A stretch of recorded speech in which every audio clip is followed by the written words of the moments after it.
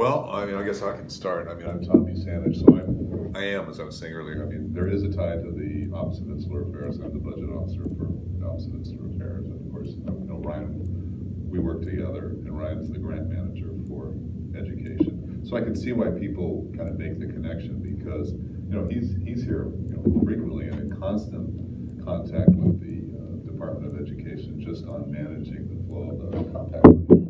But the reason, I mean, we probably all have slightly different opinions or maybe recollections on even some of this because it's been around now since 2012. And the genesis really was, you know, a growing dissatisfaction, I think, on numerous parties, certainly on the U.S. side, and President Mori was raising questions, and he was talking to my boss, Nick Poole, and you know, there was certainly, you know, evidence of a lot of money being spent on education in Chuuk and not a lot of, you know, outcomes. I mean, we used to sort of say, you know, we can get the same results by not spending any money because nobody was really getting educated. But really,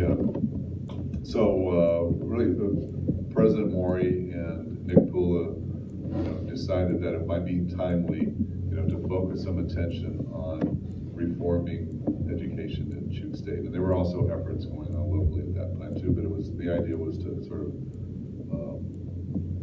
you know, bring in some people from the outside who were knowledgeable about the area and committed to education, you know, to come in to advise and work with really the Board of Education as much as anything else to, you know, to implement, you know, some of the changes.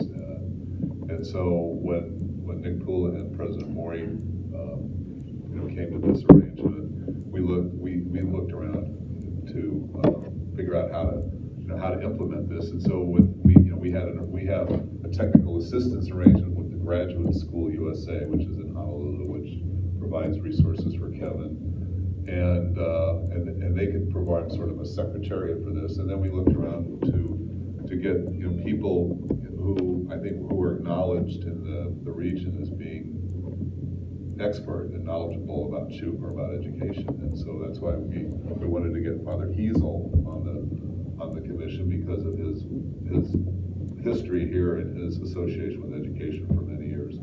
And similarly, because I had worked with Patrick before, we really wanted to get somebody from make sure we had somebody from Micronesia who was well versed and could bring a different perspective too. So you know, I think sometimes we were criticized a little bit for saying, why didn't you bring in the College of Micronesia? But frankly, it really didn't come down to that. You know, when we looked to us, we thought, well, who do we get that's good? And certainly the Community College of Palau has a lot of FSM kids in it as well. So we felt that it was completely reasonable. So that was formed in, I think the high-level meeting that put this together was in November of 2012. And I think our first meeting was what, February of 2013. So it's 5 years that this has been going on. And so, but it is independent of the Office of Insular Affairs. I mean, I'm still tied in because we do have an interest in the resources, but these guys are responsible really to themselves and to their profession and to the purpose of, that's my view, of the purpose of this advisory group. So they're not taking orders from anybody. And, you know, I learn a lot from them. I don't know much about education. I mean, I'm just kind of committed to Chuuk as much as anything because I've been associated here for 40 years too. So one of those things. I've talked a lot, so I don't know if you guys want to. Yeah, I think we all have our hearts here in some way or other. This guy here, Patrick, is worked for 4 years, was it, as principal at Pat's. You know, so he's got FSM experience. It's not just his Palau experience. It's not just his degree and everything like that. And he's created an institution that's won the respect of everybody, you know, in Micronesia. So, you know, what is the formula for success? That's part of what we're doing. I have seen the glory days in Chuuk. You know, I've seen the days when we were selecting students from Xavier, and we would get people from Namalu, people from Romanum, people from good schools here. I've seen good schools, and I've seen people, we've all seen people, you know, who've been stars. want that tradition resurrected. And we'll use any method that we can to make it happen. Yeah, I was, thank you. My name is Tellei, President of Palau Community College, and I had the good fortune of leading the FSM education study in 1989, just when FSM became a nation. So I was at one point telling everyone that I had a good fortune of visiting all 89 schools in Chuuk in 1989, at the time when they were impeaching Governor Dune and removing Speaker Chrisley. I was here in Ireland at the time, but staying over at your grandpa's place at But I think when I received that letter from Nick Pula, I was in charge of Super Typhoon Bofa recovery in Palau. I was very honored to receive that, and I was looking forward to serving, because I know I've had classmates from Chuuk. I've worked with Chuuki students like Father Hezel said at Pat's High School.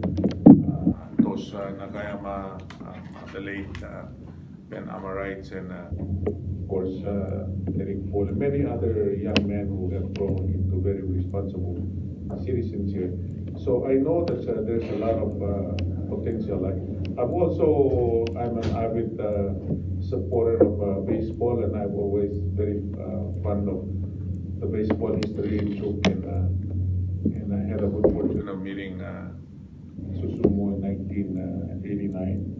So we had a chance to talk about the game, and because there's a lot of potential, and I've always felt that the Chuukis who are very successful outside of Chuuk can always maybe return and contribute to the development of education in Chuuk. So all the records of our meeting, this is the 15th meeting, are available at the graduate school website.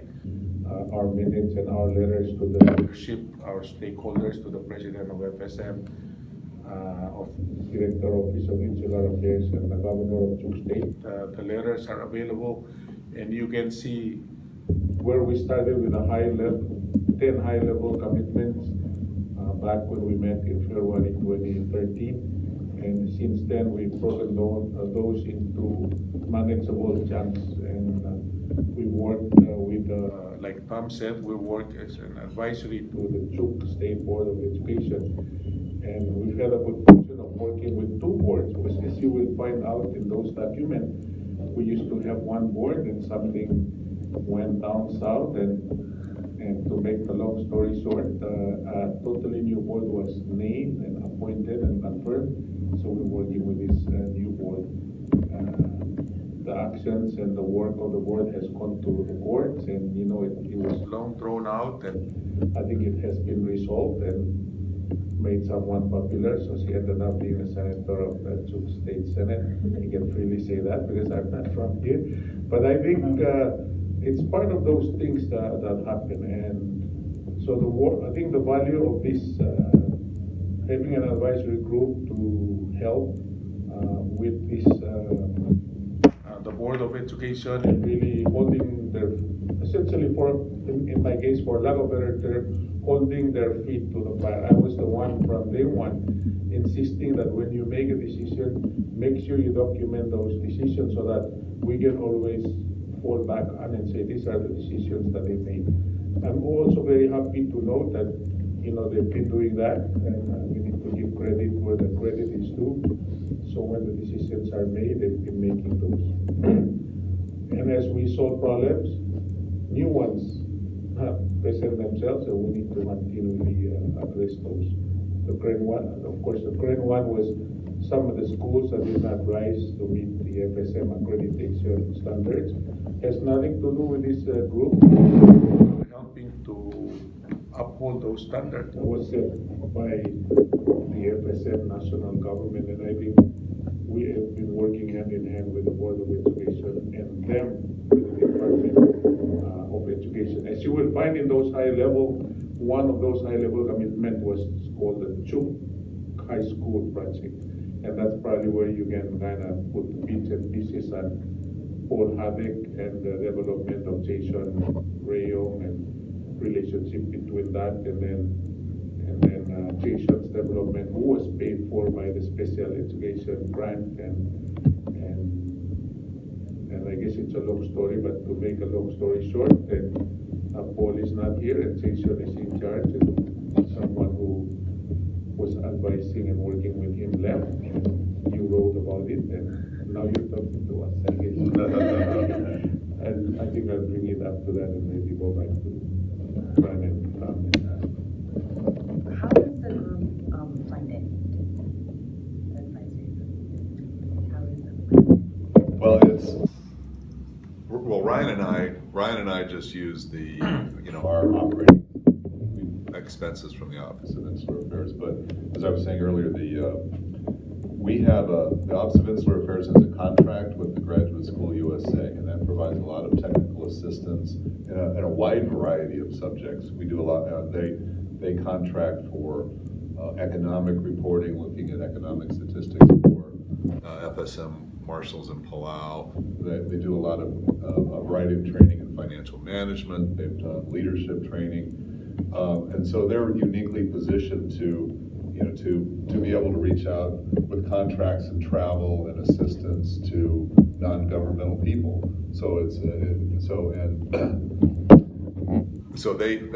That's who essentially is the support arm. It's through that contract, and they do it without specific. I mean, we don't really monitor that interior. We don't really run that day to day. They're not their employees, but they're providing the services, and this is one of the services they provide to support this.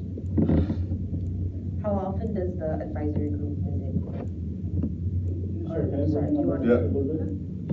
So you probably were trying to figure out the source of that funding. So that's DOE funding, the compact funding that's managed through the graduate school to then pay for the three, well, not including Tom and I, our office funding, but to pay for the two of them to come in to some of the logistics related to the meeting. So yes, that's DOE funding. It gets proposed through the education department's budget, gets approved by the state, by the department, by the state, and then comes to us. So it's part of that annual budget. But it is the compact funding. But of course, you have to understand that we do have a voice with the people who are involved in GEMCO. So these are just suggestions, of course, but nothing there's nothing by way of decisions. But we're advisory certainly for the Department of Education, the Board of Education here. But also the advice goes in the other direction too. The advice also goes to Tom and to all of us really, to back to the U.S. As well. But our principal goal or our task is to advise and work with people here to set up the mechanisms that we need for improvement of education. And how often does the advisory group visit? It was 4 times a year, now it's more like 3 times a year, I think. But it's been several months since we had our last visit, more months than usual. Last one would have been in November. We tried to do 3-4 months, but that got postponed until now. Yeah. To accommodate the schedule for the state. Yeah. Since the advisory group was created, what changes have seen being accomplished or? That's a good question. Well, if we start with the top of the pyramid, we'll start with an organized Board of Education that can have a scheduled meeting with board staffing, documentation of what they're doing with predictable meetings so people can attend, and then a sitting town meeting where they hear presentations from the Department of Education. And that came about because initially the working group was assisted to hire people that work with the personnel system that help with the trimming down of the Department of Education. If you people are still loaded, but if you compare that to 5 years ago, this is a much leaner Department of Education, more focused with delineated responsibilities, and those are working in tandem with the Board of Ed. So we want it to be more perfect, but I think it's a work in progress. So that's, I guess, the first step from getting them there was, at the time when we started, there was an issue with teacher absenteeism. It was very rampant. You will see, I don't want to quote, but you can see in those records when they reported the absenteeism was so high. So this advisory group worked with the Board of Education and the Department of Education and came under fire from different sectors for insisting on having contracts for the teachers. So as you may recall, there were issues with cost employees, people who were unpaid or were not here. That's not existent anymore. There is no one that's being paid and not working. That is the direct result of this group working. But having a contract means that the people are only allowed certain amount of days they can be off for being sick, and only 3 days for kind of any other taking off from work other than being sick. And that's still a work in progress, but everyone resisting having a contract now have a contract. And I think the idea behind that is that you have a contract, so those who do very well need to be rewarded.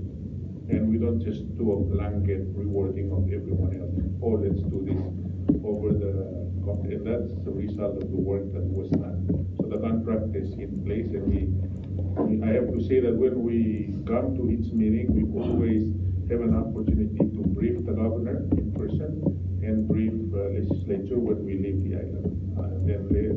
Afterward, they will receive a written document. So that's another one briefing along the way. I have to say at this stage too that everything from the Chuuk Education Reform Project that has been asked of the state legislature, they have come forward, they've done all of those. So it's one of those things where in other areas they say, well, we're still waiting for the legislature. This is not the case in Chuuk. When you ask them to do this, they've done that. And they've been very vocal. At least the speaker and told Father Fran Hezel that, is there anything that you ask of us that we've never been able to do? So that's high on the agenda because we're now holding people accountable. Now having them in the classroom and having the teaching taking place is two different things. So now we need to ask the department to work with the leadership at the school level to make sure when people are there in the classroom, there's actually teaching taking place. So we've seen the data on where the NMCT scores are. They've established a baseline. So we know where they're at least at one point in time. They still need to work on that. And then we made it a point that if you don't have this, at the next meeting you must have this. And we forced the issue until now they have the data. So we can measure whether we're going up or down. At least we know where we live. So those are some of the but even prior to that too, we were looking at the physical facilities, and Nick Pula, who's the Tom's boss, made the point quite rightly that what you need is an environment that's conducive to education, physical environment. So you need bathrooms, you need fresh water, drinking water, you need screens, you need a roof that doesn't leak and things like that. And all of this was part of the assessment that we made through people like Paul Haddock initially to find out where the schools stood. So we followed up on that, and I think we are satisfied now that the schools have complied with at least this minimal standard of physical facilities. So we've got that. We've also tried to improve procurement so that schools from the outer islands or from other parts of the lagoon, more remote parts of the lagoon, would be visited, would get textbooks, would make sure that they have chalk and other supplies that they need. And that's not perfect by any means right now, but we're still working on that, and we have seen improvements. All of this is sort of the elements that lead up to what Patrick has just said. The production in the classroom, the teaching, and the competence of students. going back to, the reform, how much has it cost for the reform? No, do you guys have What do you mean by cost, really?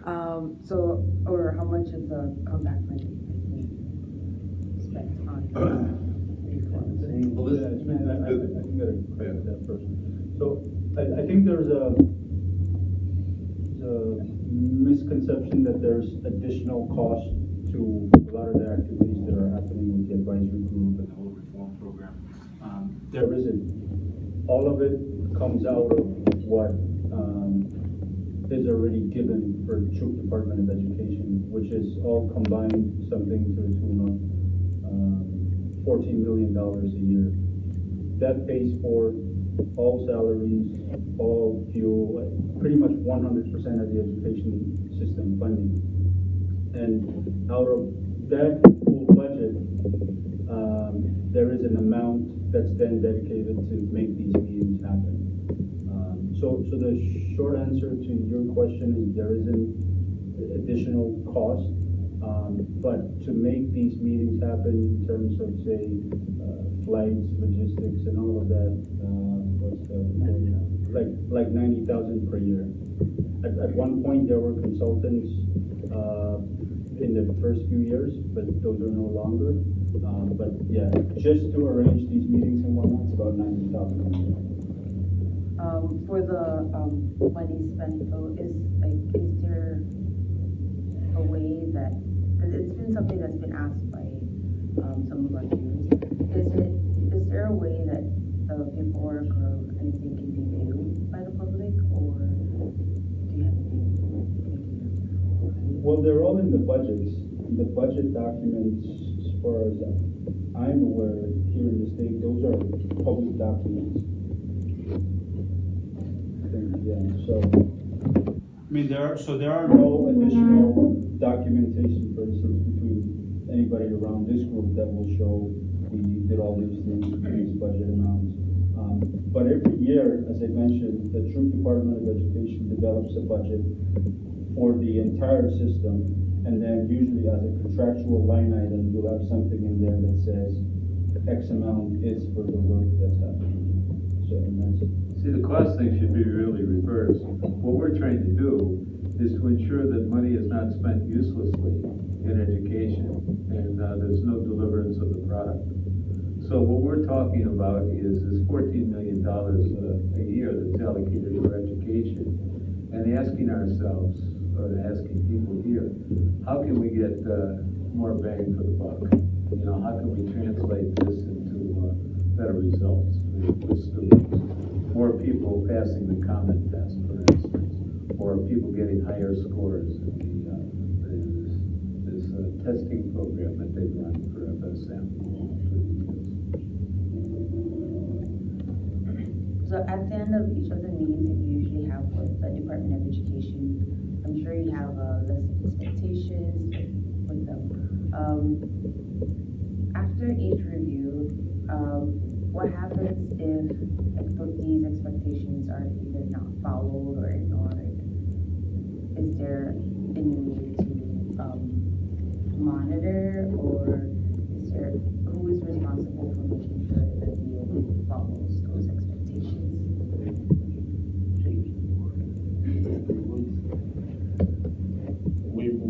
We started with having expectations of 4 or 5 or 6 expectations per meeting, but this is the 3rd meeting where we did not set an expectations but have themes that we will be discussing.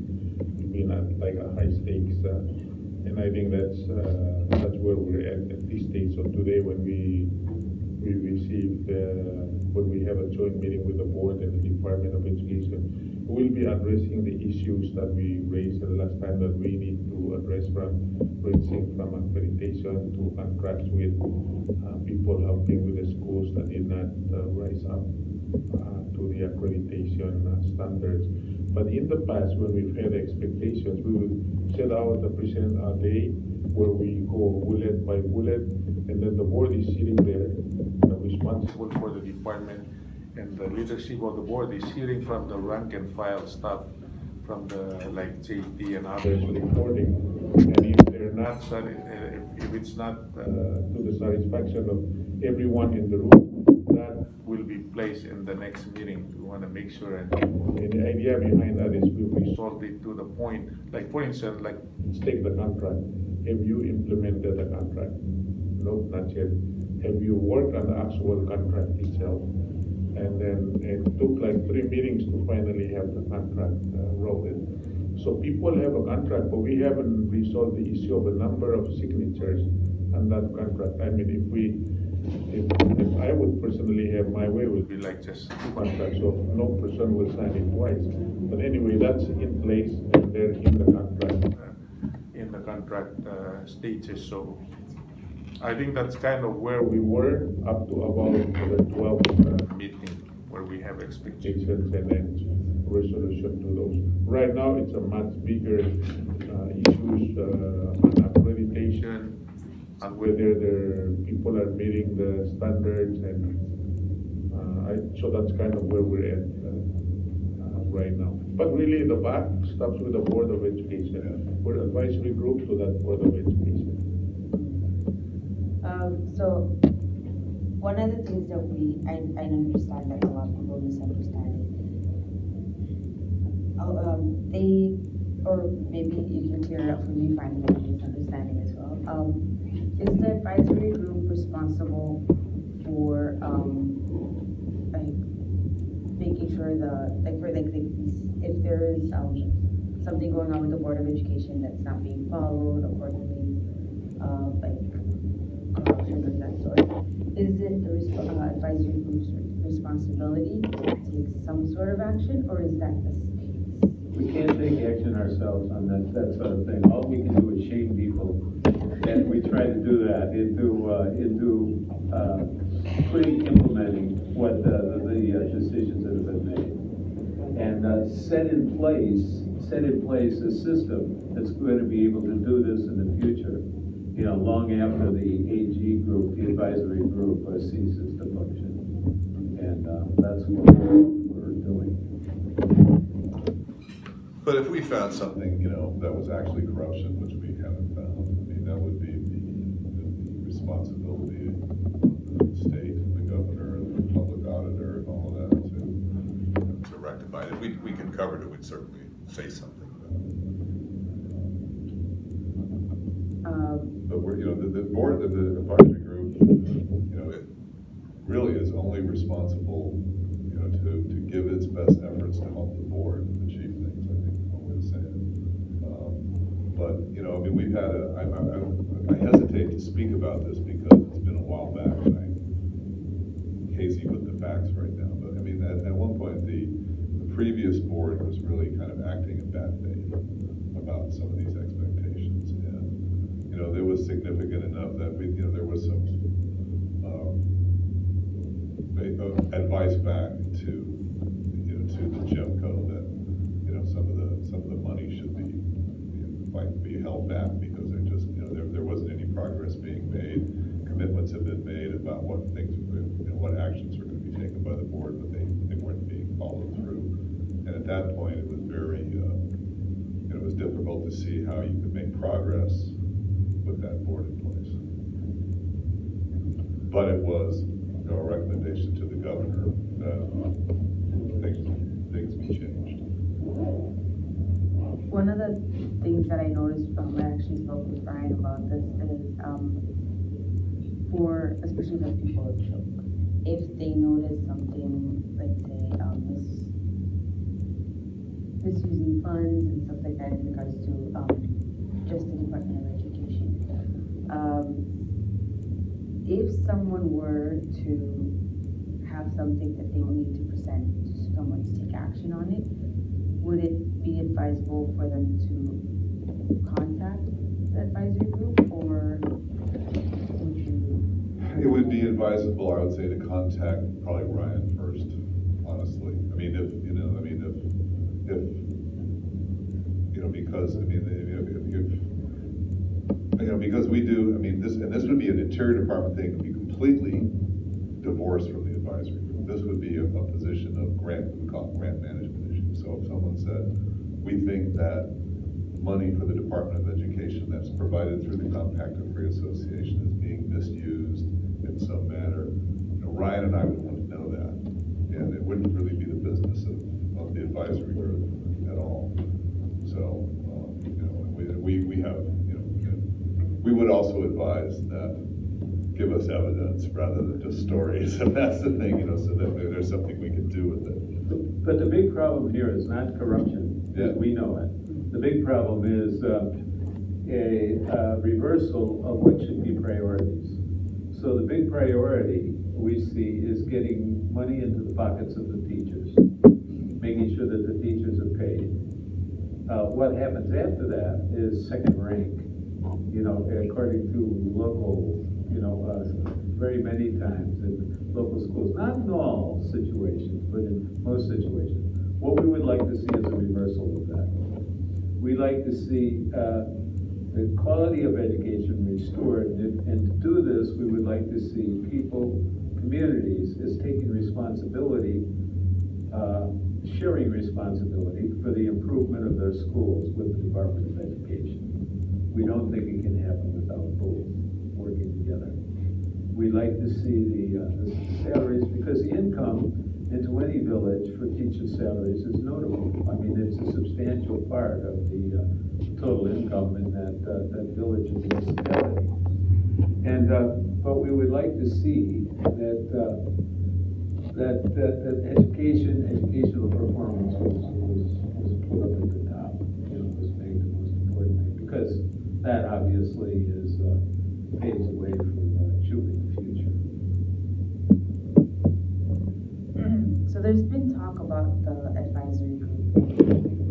Is this true? And if it does, then what is the plan moving forward to determine if Chuuk DOE is spending correctly, or if it is for the sake of the welfare of the Chuuk students?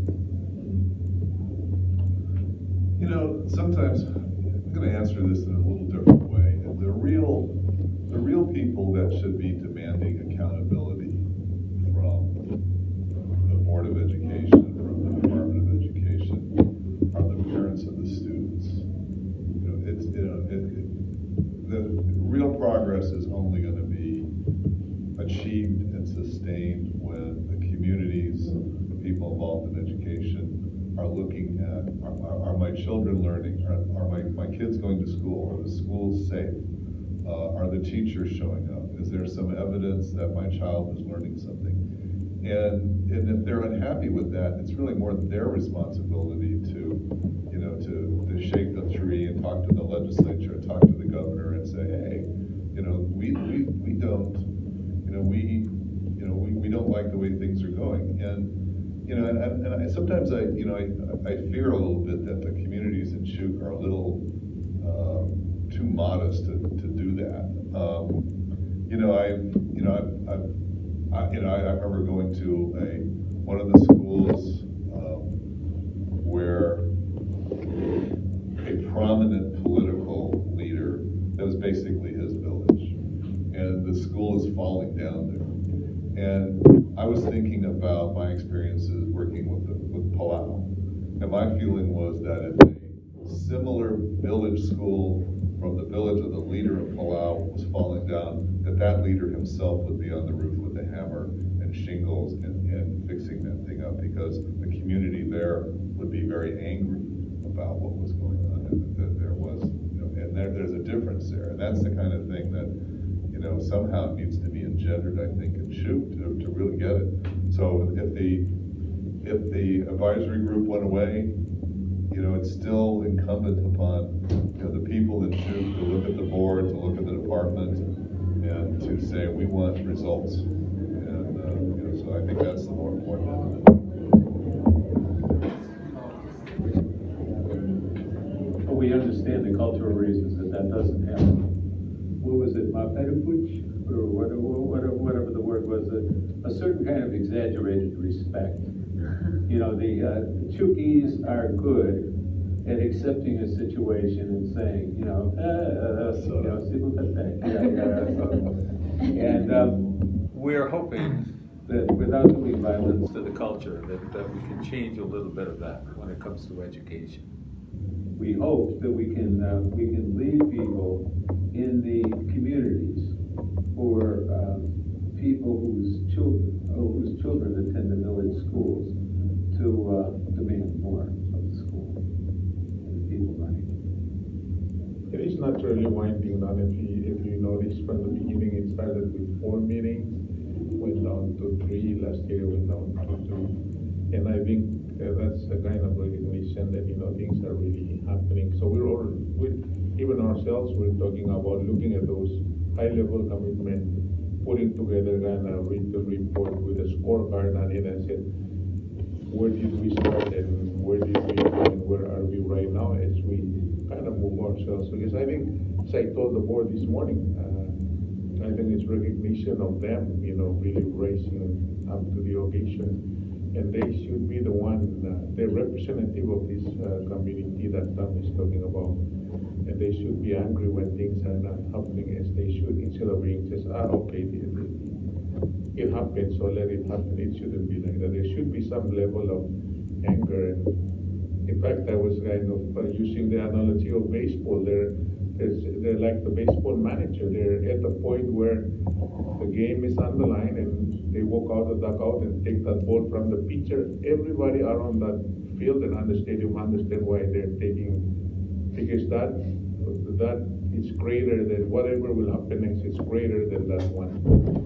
And they're at the point where there has to be that respect for them and deference by the community to them, so that they're at a position where, and when that happens, I think we'll be, I'm always very happy to come to Chuuk. I've always been coming here. We're recruiting Chuuk students. We work with them, and there's a lot of potential, a lot of successes, and we want to build on those.